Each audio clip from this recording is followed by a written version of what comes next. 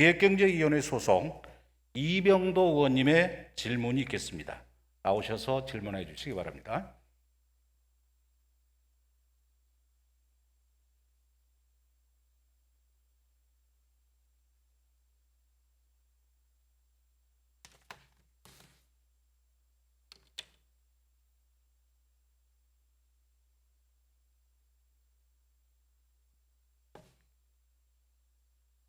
존경하는 서울시민 여러분, 김기덕 부의장님과 선배 동료원 여러분, 오세훈 시장님과 조영교육감님, 관계공무원 여러분, 안녕하십니까? 은평구 출신으로 기획경제위원회에서 의정활동을 하고 있는 이병도 의원입니다. 얼마 전 한 리서치 회사에서 전국 성인 남자 1000명을 대상으로 우리나라의 사회 갈등 관련한 인식 조사를 좀 실시했다고 합니다. 그 결과 한국 사회의 갈등 양상이 양적으로나 질적으로 굉장히 심각한 수준이라고 느끼는 사람들이 많은 것으로 조사되었다고 합니다. 전체 응답자의 82.8%가 예전 사회에 비해서 갈등이 많아졌다고 그렇게 생각하는 것으로 조사되었습니다. 2019년에 70.3%에서 2020년 82.8%가 됐으니까 불과 2년 사이에 약 12%가 증가한 것으로 나왔습니다. 또 전체 응답자의 85.8%가 한국 사회의 갈등 수준이 굉장히 심각하다고 평가했다고 합니다. 또 이러한 갈등의 원인으로는 경제적 양극화, 사회 지도층의 지나친 자기이익 추구, 경제적 사회적 불안감, 정치적 불안, 실업률의 증가 등을 원인이라고 생각했다고 합니다. 사회 전반적으로 과거보다 더 많은 갈등이 생기고 갈등 수준도 심각한 현상들을 보면서 정치의 부재를 지적하는 목소리도 많이 나타났다고 하는데요. 78.8%가 우리나라의 사회적 갈등이 심각해진 이유가 정치가 제대로 역할을 하지 못하는 그런 이유라고 평가하면서 전체 응답자의 81.4%는 정치 집단이 한국의 사회적 갈등을 부추기는 경향이 있다고 대답할 정도로 정치권에 대한 불신이 큰 것으로 나왔습니다. 다른 한편으로는 지나치게 좀 자기 주장만 강조하고 타인을 배려하지 않는 사회 문화도 중요한 원인이라고 말씀들을 하셨다고 합니다. 응답자의 82.5%가 사회적 갈등은 자기 입장만을 주장하기 때문에 생긴다는 의견에 공감했다고 합니다. 우리 사회에 존재하는 좀 다양한 갈등들, 그리고 어떻게 보면 좀 심화되고 있는 갈등들, 이런 것들에 대해서 좀 깊이 고민해 봐야 할 때라고 생각합니다. 시장님, 답변서로 나와주시기 바라겠습니다.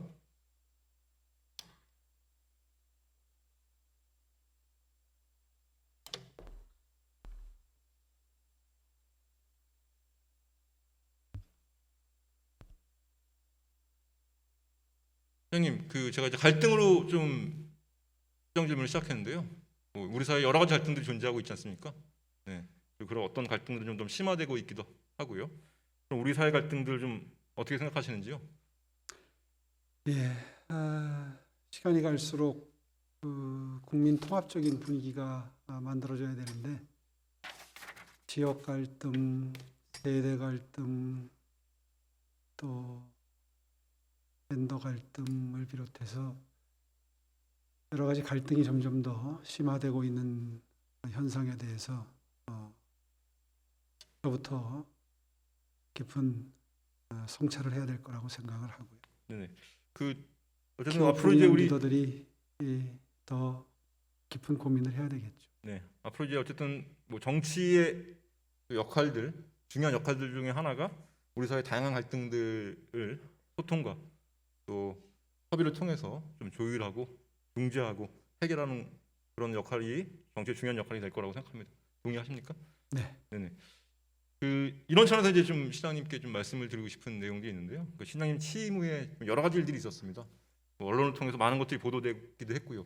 근데 제가 이제 봤을 때 여러 가지 이제 좀 제시했던 일들은 시장님의 어쨌든 말씀이나 그런 행보들이 우리 사회 갈등들을 좀 더 야기하는, 좀 갈등들을 좀 더 심화시키는 이런 행보나 말들을 좀 많이 하셨다고 생각하는데 왜 이렇게 좀 이런 현상들이 일어날까요?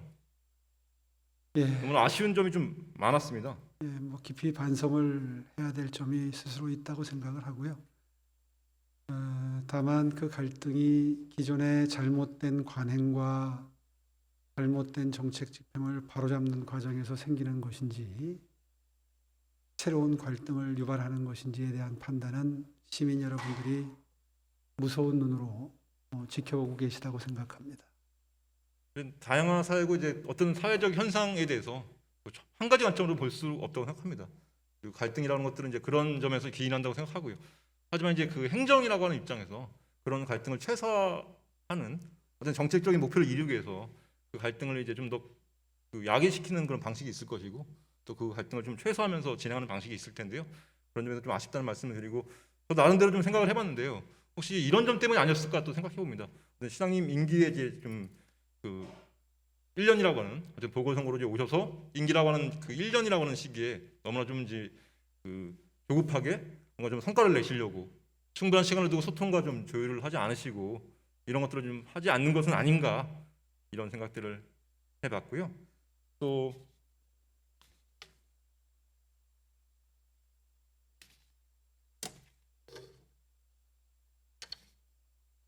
조급하게 비춰진 점이 있다면 좀 더 반성하겠고요. 다만 시민 여러분들이 많은 기대감이 있으신 것도 저에게는 부담으로 작용을 합니다. 네. 그리고 또 이제 시장님께서 뭐 혹시나 어떤 사안들을 대할 때 또 어떤 집단이라든가 어떤 정책들이나 어떤 사안들을 볼 때 너무나 이제 그 자신만의 입장들, 가치관들만은 옳다라고 좀 주장하시지는 않는지 그렇게 생각하는 것은 아닌지 이런 생각들을 해봤습니다. 그런 것도 한번 좀 성찰해 주시길 당부드리겠습니다. 잘 알겠습니다. 네, 좋습니다. 자, 그럼 본격적인 제가 준비한 질문 좀 드리겠습니다.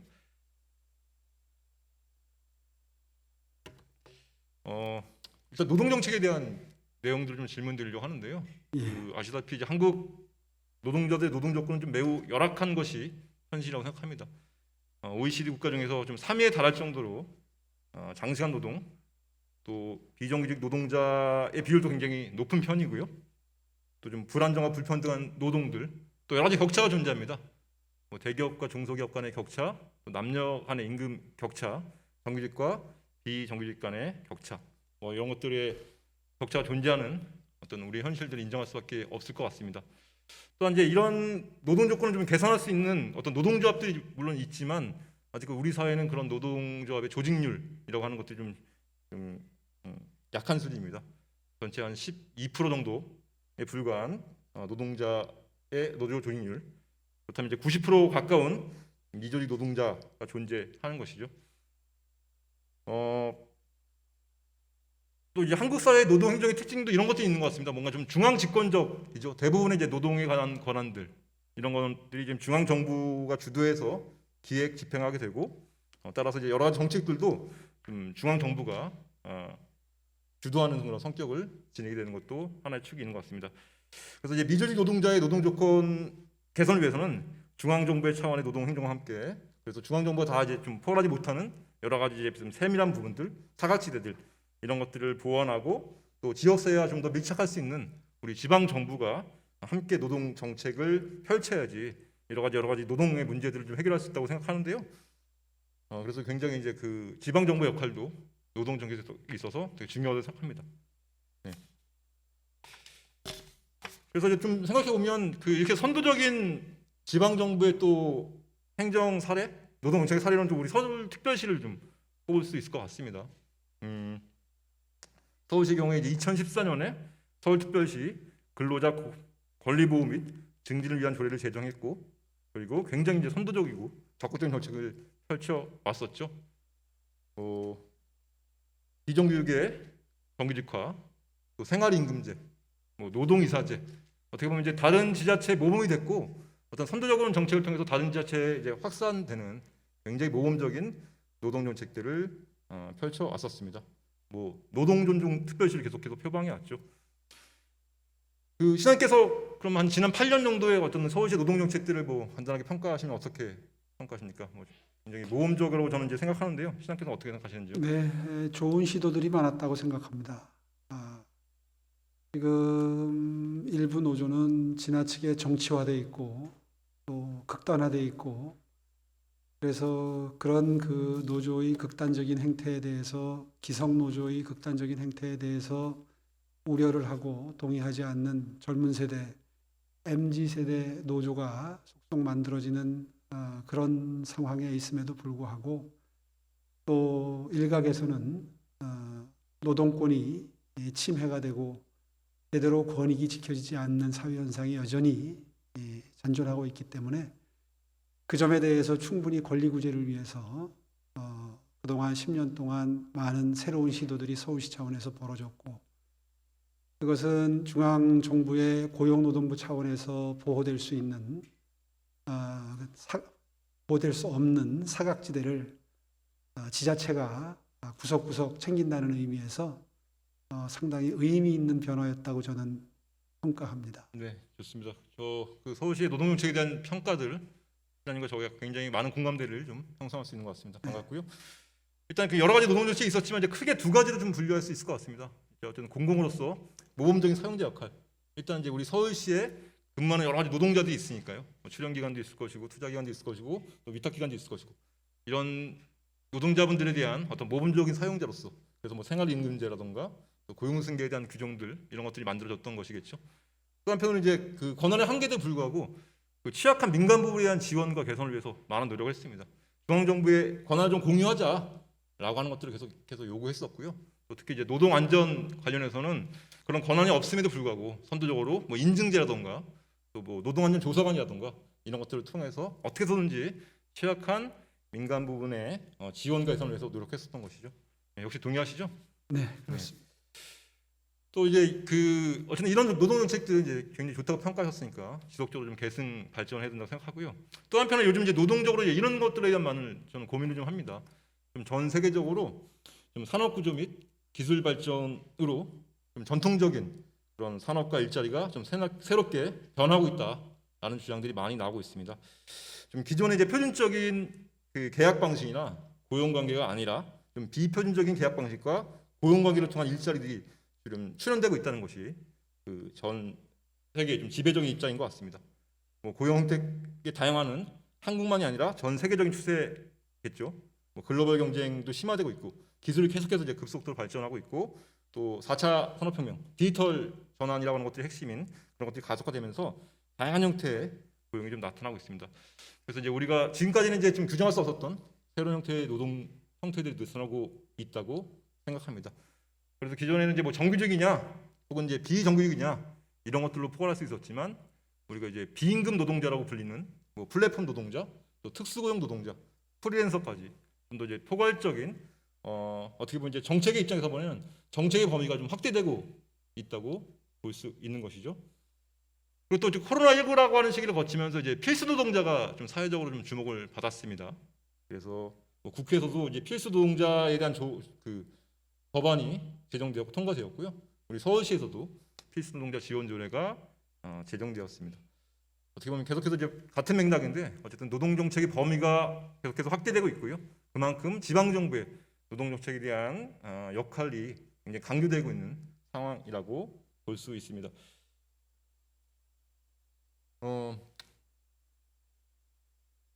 앞으로 좀 돌려주시죠. 앞으로 하나 더. 네. 이제 보여드리는 편은 이제 그 유럽 연합에서 나온 편인데요. 새로운 고용태 유형들. 제가 이제 아까 특수고용 노동자, 플랫폼 노동자, 프리랜서라고 하는 것들 말씀드렸지만 훨씬 더 이제 다양하게 분류될 수 있는 노동 형태가 나타나고 있다. 이것은 곧 우리 사회에도 그렇게 똑같은 현상으로 다가올 것이다. 라고 하는 것들을 좀 어렵지 않게 짐작해 볼 수 있습니다. 자. 또한 이제 코로나19 이후에 이제 표가 좀 잘 안 보시겠지만 그 취약 노동자라고 불리는 분들의 규모가 어떻게 변화하는가, 어떤 취약 노동자들이 좀 늘고 있는가 이런 것들을 좀 보여주는 표인데요. 맨 오른쪽에 이제 증감이 이제 가장 높은 숫자를 보이고 있는 것들이 앞으로 좀 우리가 주목해야 될 정책적 대상이라고 볼 수 있겠습니다. 초단시간 노동자, 15시간 이하로 일하는 노동자 분들이겠죠. 그리고 좀 고령 노동자들, 그리고 이제 5인 미만의 사업장, 아주 작은 소기업의 노동자분들, 이런 분들이 굉장히 급속도로 늘고 있는 것들을 볼 수 있고요. 또 파견 용역들. 따라서 이제 우리가 앞으로 정책적으로 좀 고민하고 정책적인 어떤 대상으로 삼아야 집중해야 될 대상들이 이런 표에서 좀 확인될 수 있습니다. 또 표에는 없지만 저희가 4차 산업혁명을 얘기하지만 이미 유럽에서는 이제 함께 4차 산업혁명과 함께 산업 5.0이라고 하는 것들도 발표되었습니다. 제가 뭐 4.5.0이라고 하는 것들을 자세히 알지 못하지만 제가 알고 있는 범위에서 말씀드리면 기술의 변화 발전 속에서 어떤 인간 중심성으로 가야 된다. 그리고 지속 가능한 그런 노동 정책을 펼쳐야 된다. 이런 것들이 또 이미 보류되고 있고 이것들은 우리 사회 변화에 있어서 굉장히 올바른 방향의 논의라고 생각합니다. 네, 여기까지 한번 또 질문 드리겠습니다. 이렇게 이제 굉장히 새로운 노동 형태들, 또 노동시장의 변화 속에서 앞서서 말씀드린 것처럼 중앙정부의 노동 정책뿐 아니라 우리 지방정부, 특히나 우리 서울시 굉장히 선도적이고 모험적인 노동 정책을 펼쳤던 서울시의 노동 정책의 발전들, 확대들 이런 것들은 당연히 필요하다고 생각하는데 시장님 여기서 어떻게 생각하시는지요?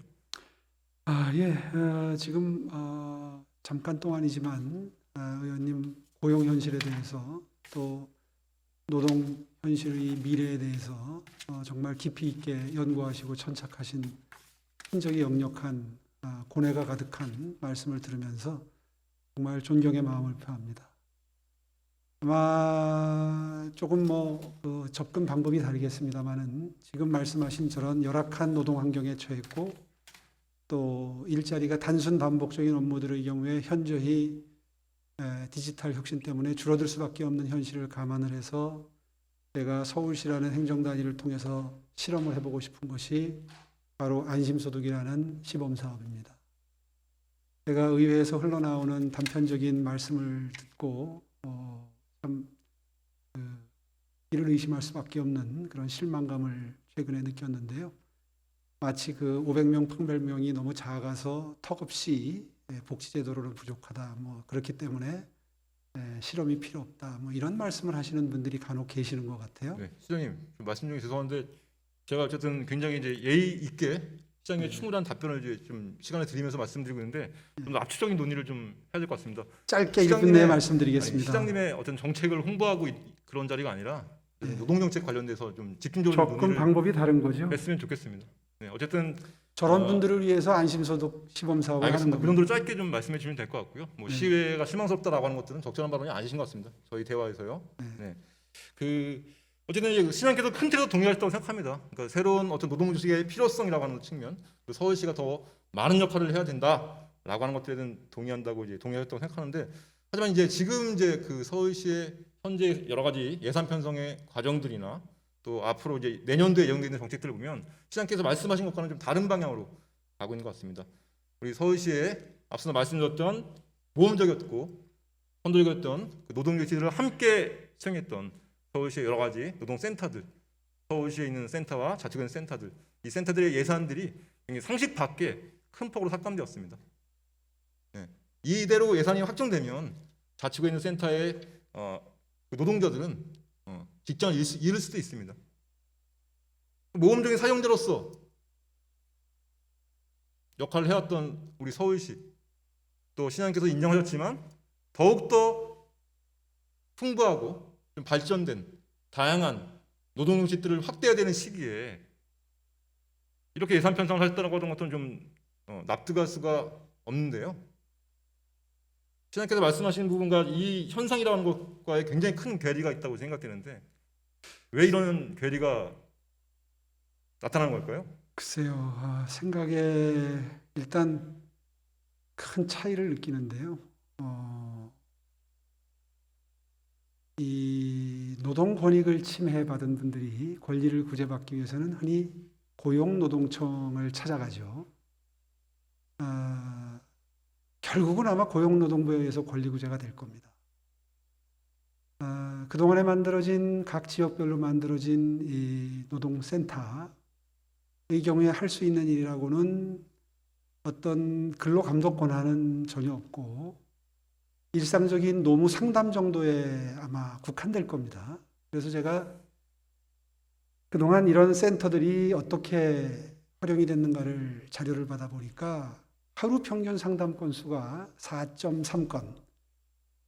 거기에 지금 뭐 보통 한 서너 명 이상 근무들 하고 계실 텐데 그 서너 명의 인력이 앉아서 하루에 상담하는 건수가 5건이 채 안 됩니다.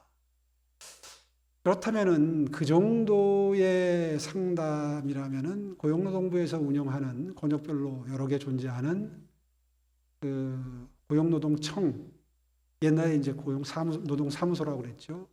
그런 곳에서 별로 감독권까지 직접 연결이 되고 정 억울하면 고용노동부의 보호 체계와 직결될 수 있는 시스템으로 가서 상담을 하는 게 오히려 더 효율적이라는 판단을 했고요. 또 하나는 그럼에도 불구하고 이 노동센터가 꼭 존재해야 된다면 저는 아까 오전에 말씀드린 것처럼 지역 밀착형 행정이기 때문에 구에서 운영하는 게 가장 현실적이고 바람직할 텐데 굳이 이 시 재정을 그렇게 투입하면서까지 존치시킬 이유가 있을까? 이런 생각을 하지 않을 수가 없는 거죠. 네, 시장님 굉장히 위험한 발언을 하셨는데요. 예. 그러니까 이제 우리 서울시의 모험적인 선도적 노동 정책들 이것은 우리 서울시가 혼자서만 수행해왔던 것은 아닙니다. 그 위탁 기관들 또 거기에 근무하는 많은 노동자들과 함께 이루어왔던 것이죠. 그분들 폄훼하는 말씀을 하셨거든요. 폄훼한 게 아니지 않습니까? 그러니까 나중에 한번 제가 자료를 돌아보시면 그분들의 역할들을 굉장히 축소하고 그런 것들의 시장님께서 보시는 이런 거죠. 일부분의 것들을 가지고 그분들의 어쨌든 활동들을 재원이 굉장히 충분하다면 지금보다 이 어쨌든 노동센터를 배 시장님, 이상 드리는 시장님, 것도 좋겠죠. 제가 시장님의 발언들을 계속해서 충분히 할 수 있도록 이제 시간을 드리고 있습니다. 시장님도 제 발언들을 좀 경청해 주십시오. 네, 알겠습니다. 어쨌든 시장님 발언에서 굉장히 위험한 그런 이익들이 있고요. 어쨌든 시장님께서 어떤 것들을 보셨는지 모르겠지만 글쎄요, 한정된 재원으로 제가 만났던 그런 현장에 있는 노동자와 또 기관에서 일하는 노동자분들은 굉장히 헌신적으로 우리 사회의 시장 노동자분들을 위해서 열심히 일하고 계셨습니다. 그런 분들 그렇게 폄하하시면 안 된다고 생각합니다. 그 가치를 그리고 또 폄하한 적은 없습니다. 알겠습니다. 또 하나, 네. 그건 시민들께서 판단하시겠죠. 그러겠죠. 자, 또 하나. 어쨌든 이제 그 예산이라고 하는 측면들로 이제 말씀하셨습니다. 하지만 이제 그런 과정에서 또 하나 아쉬운 게 있습니다. 제가 다 모두에도 말씀드렸지만 너무나 이제 지금 상식 수준을 벗어난 좀 탁감이었습니다. 그렇다면 필수적으로 해야 될 것들이 무엇이었냐면 충분한 소통과 협의였겠죠. 자치구와 또 충분히 협의를 했어야 됐고요. 또 그 기관들의 일하는 입장의 노동자분들은 청천벽력입니다. 당장 일자리를 잃을 수 있습니다. 충분한 소통과 협의를 하셨어야죠. 그리고 신중하게 판단하셨어야죠. 그런 소통과 협의가 없이 이렇게 너무나 소통과 협의가 없었다고 하시는데 그건 그렇지 않고요. 시장님 자꾸만 이제 말의 중간에 이렇게 들어오시는데요. 제가 시간을 계속 충분히 드리고 있습니다. 알겠습니다. 네. 이렇게 소통과 협의가 없는 행정은 앞서도 말씀드렸지만 충돌을 더 야기합니다. 갈등을 증폭시킵니다. 한 번 더 성찰해 주셔야 됩니다. 네, 말씀하십시오. 예, 구 차원에서 재원을 좀 서울시의 어려운 재원 사정을 감안해서 좀 협조해 달라는 그 구청장 협의회와 실무 담당자들과의 협의는 뭐 수차례 있었고요. 하나하나의 사안이 뭐 수백 개까지의 예산 중에 하나하나의 사안에 대해서 의논을 안 했다고 해서 논의가 없었다. 이거는 좀 서울시 입장에서는 좀 억울한 평가고요. 그 부분에 대해서 구청장 협의회에서도 서울시가 이러이러한 재원 사정이라는 것을 충분히 이해하고 있을 걸로 저는 믿습니다. 따라서 개별적인 사안 하나하나를 가지고 이거는 복지 예산인데 감액됐다. 이거는 돌봄인데 이 중요한데 이거 시민들께 중요한데 노동 이거 굉장히 중요한데 이렇게 말씀해 주시면 사실 제가 드릴 말씀이 없습니다. 왜냐하면 하나하나 중요하니까요. 알겠습니다. 저는 이런 말씀을 드리고 싶습니다.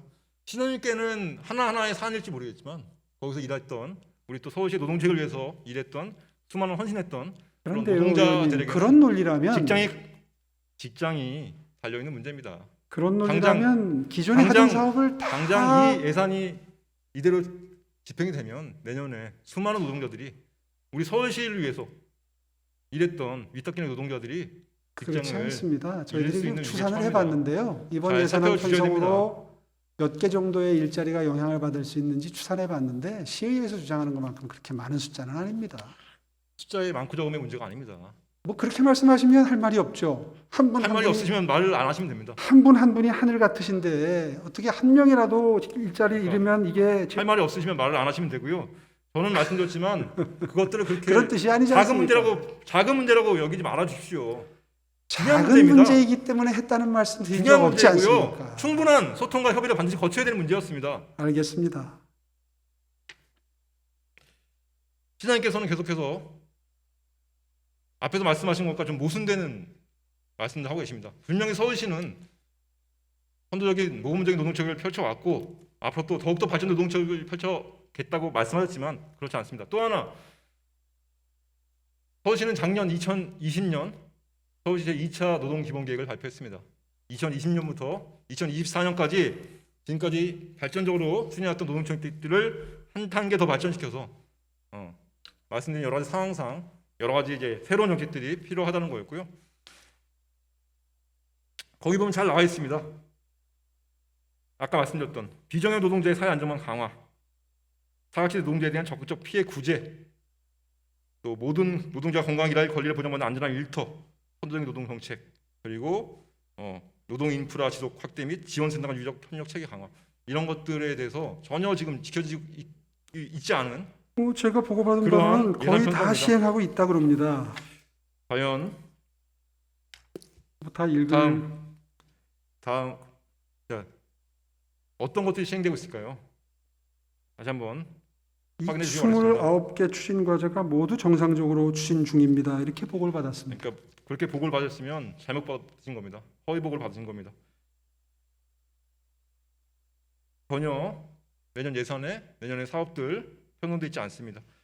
다시 한번 확인해 주길 부탁드리겠습니다. 잘못된 보고를 받으셨습니다.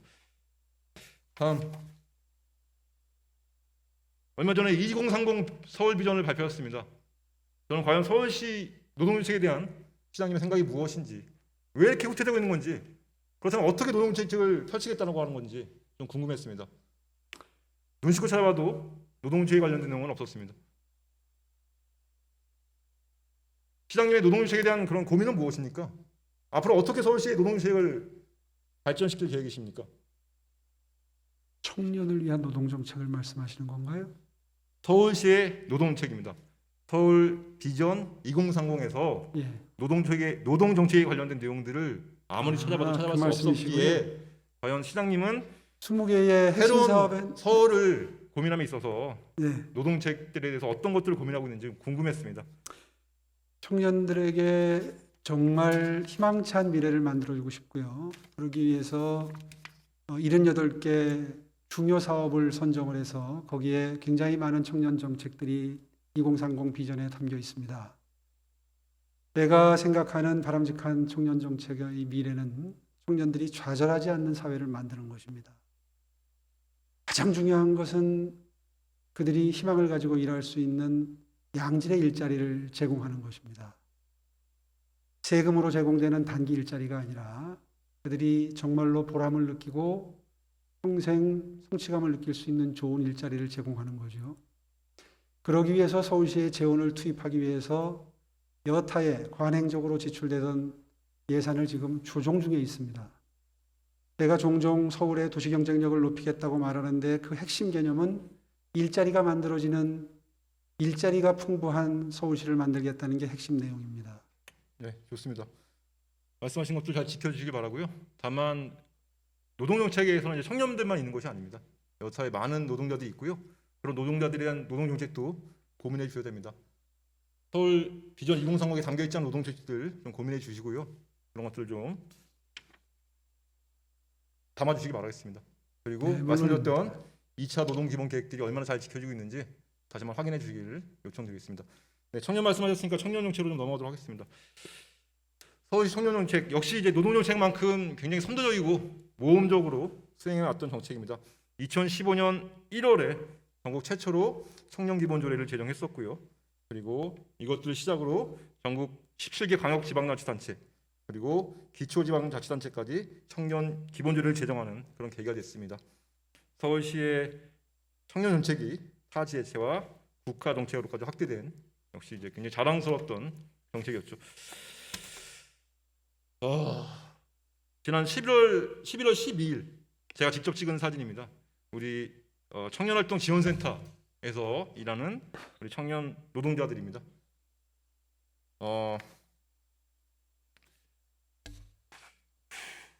이 사진만 보면 다시 감정이 막 격해지는데요.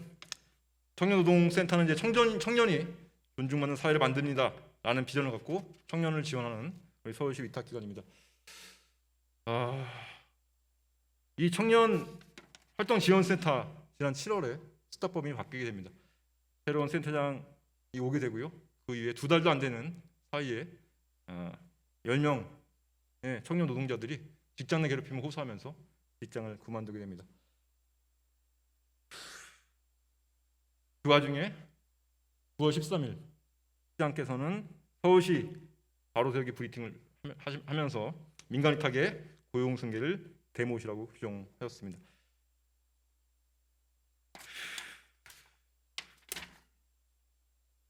(7월부터) 있었던 직장 내 괴롭힘, 이 청년들은 여러 경로를 통해서 직장 내 괴롭힘을 호소했습니다. 서울시 면담 요청도 했고요. 또 10월 달에 이미 기자회견도 했었고요. 또 언론을 통해서도 많은 보도가 됐습니다. 하지만 11월 12일까지 아무런 조치가 이루어지지 않았고 다시 이 청년들은 이렇게 시위 앞으로 나서 이렇게 목소리를 들어라고 외칠 수밖에 없었습니다.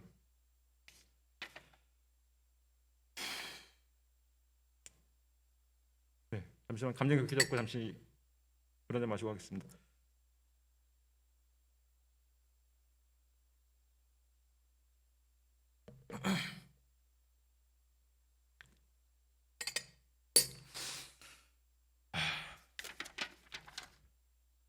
도대체 어떻게 이런 일이 일어날 수 있습니까?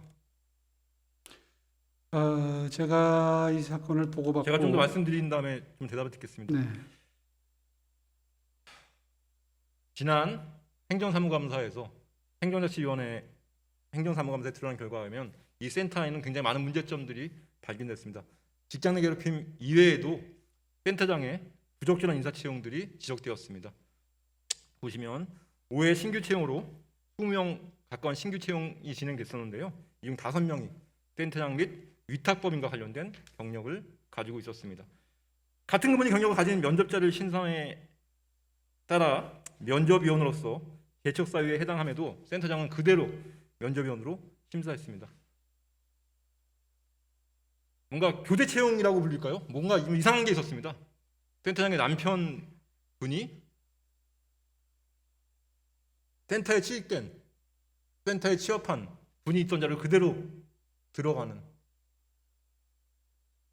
뭔가 좀 부적절하지 않은 그런 인사도 발견됐습니다. 역시 지난 행정사무감사에서 지적된 내용인데요. 이 센터장의 경력도 이 과연 센터를 맡을 만한 법인인 것인가 좀 의문을 가질 만한 좀 사항들이 많이 지적됐습니다. 청년이 아닌 청소년 관련 사업들이 대부분이었습니다. 딱 법인이요. 또 이 청년활동센터 같은 시설에 대한 위탁 경험은 전혀 없었습니다. 센터는 역시 청년이 아닌 청소년 관련 경력만 있었습니다. 다음, 앞서도 말씀드렸지만 이렇게 많은 부적절한 일들이 벌어지고 있었습니다. 또 청년들은 여러 가지 경로를 통해서 직장의 괴롭힘을 호소하고 있었습니다. 도와달라고, 지원해달라고, 너무나 힘들다고. 하지만 서울시 담당 부서는 아무런 조치를 취하지 않고 있었습니다.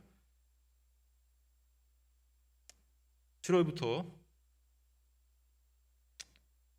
몇 달을 직장 내 괴롭힘을 통해 괴롭힘을 당하던 청년들은 직원 면담을 요청했습니다.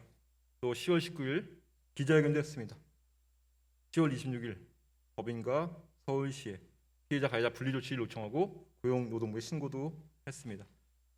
하지만 서울시는 11월 10일에서야 가해자 피해자 분리 지시를 그것도 공문으로 내렸습니다. 아까 보여드린 사진처럼 11월 12일 센터는 2차 기자회견을 열었습니다.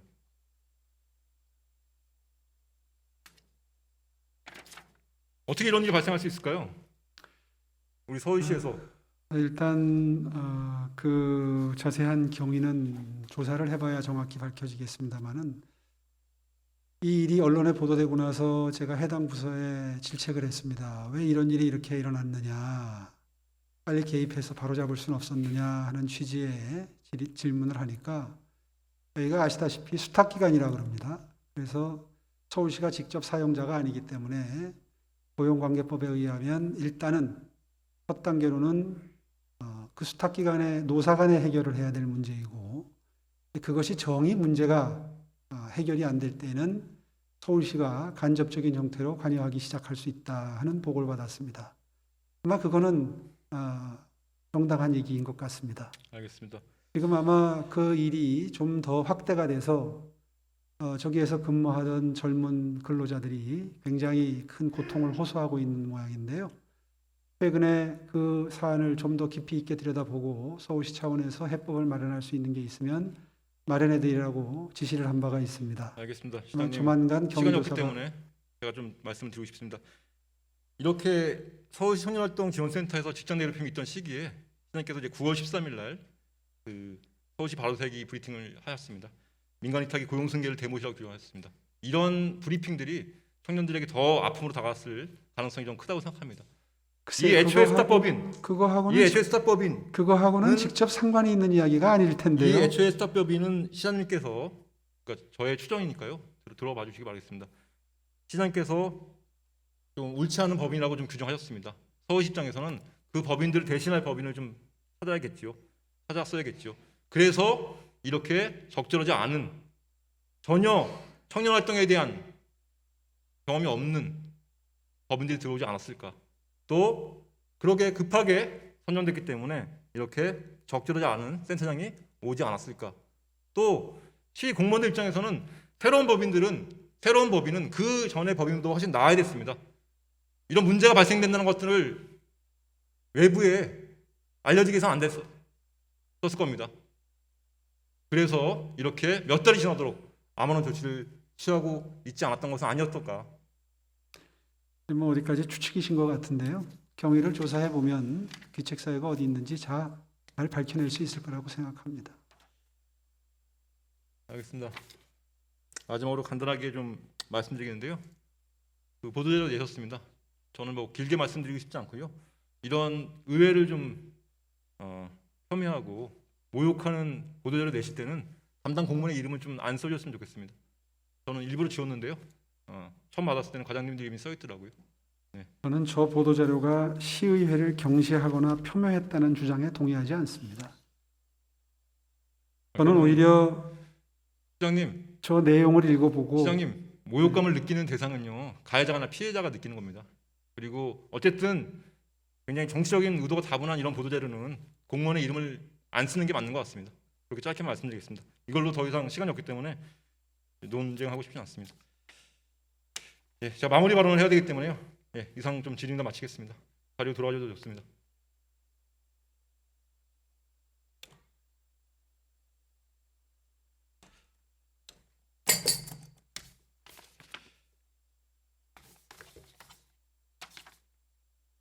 규라 유지라는 말이 있습니다. 규라 유지. 사람도 환경에 따라 변한다는 말이지만 저는 서울시 정책에 그 말을 적용해 봅니다. 오세훈 시장 취임 후 여러 어려운 과정을 거치면서 우리 사회에 좋은 영향을 끼쳤던 서울시 정책들이 하루아침에 후퇴하고 축소되는 지금의 상황에도 적용할 수 있을 것 같아서입니다. 노동조정 특별시를 표방하며 모범적인 사용자로서 또 권한의 한계도 불구하고 취약한 민간 부문 지원을 꾸준히 확대해왔던 서울시의 선도적인 노동정책이 하루아침에 위기를 맞고 있습니다. 그 노동정책에서 큰 역할을 해왔던 서울시와 자치구에 있는 노동센터들의 예산이 큰 폭으로 삭감되었습니다. 급변하는 노동시장에서 정책의 사각지대에 있는 새로운 형태의 노동자들, 장기화되는 코로나19 상황 속에서 더 큰 어려움으로 내몰리고 있는 취약 노동자들을 위한 새로운 노동정책이 그 어느 때보다 필요한 시점에 새로운 사업은커녕 사업이 축소되고 센터에서 일했던 노동자들은 하루아침에 직장을 잃게 될지도 모른다는 고용불안에 놓이게 됐습니다. 타 지자체의 모범이 되었던 정부 정책으로까지 확대 반영되는 서울시 청년정책, 그 청년정책을 위해 함께 노력했던 청년활동지원센터, 청년 노동자들의 상황은 어떻습니까? 직장 내 괴롭힘을 호소하며 10명의 청년들이 눈물을 흘리며 직장을 떠나야 했습니다.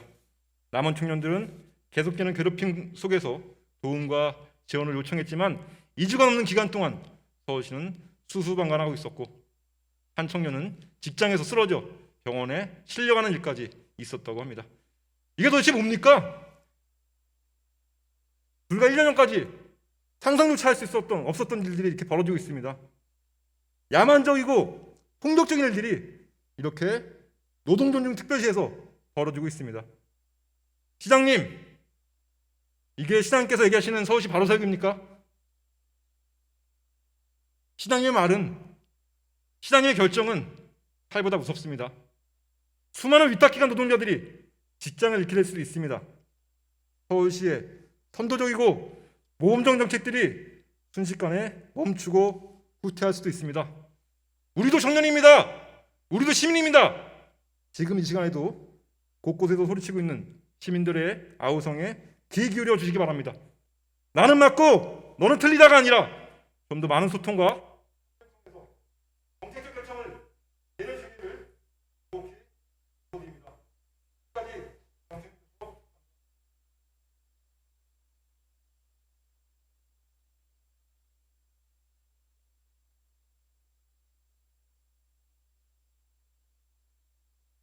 이병도 의원님 수고하셨습니다.